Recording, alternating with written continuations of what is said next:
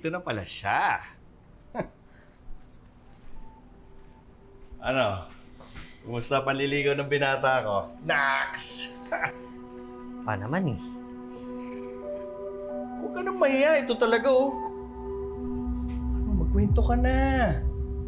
Baka makatulong pa ako. Hindi mo na may tatanong eh. Ang lupit ko kaya pumorma sa mga chicks no. Dinadaan ko sa sayaw. Oh. Chicks talaga? Oh. Eh, chicks ang tawagan dati. O kaya babe.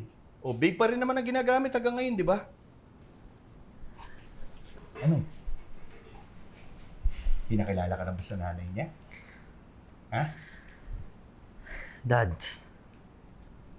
paano kung Ano? paano kung yung mom ni Arya kaaway pala ng pamilya natin?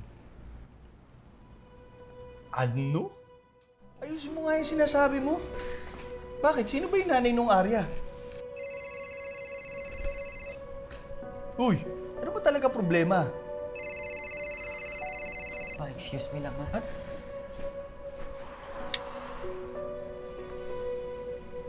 Arya, Oh, Norman. Ba't bigla ka nalang nawala? Arya, pasensya ka na ha. Oh, nagtataka tuloy si Mami. Ano ba kasi nangyari? Tumawag kasi si Papa eh. Tumawag si Papa. May emergency lang. Emergency? O, kamusta? Okay na ba yung dad mo? Okay naman siya. Oo, huwag ka na mag-alala, Arya. Sasabihin ko na lang siguro sa'yo pag nagkita na tayo. Oo. Ah, ganun ba? O sige, ako nang bahala mag-explain kay Mami. Tama ka nga, Mami. Nagka-emergency daw. Okay lang yan.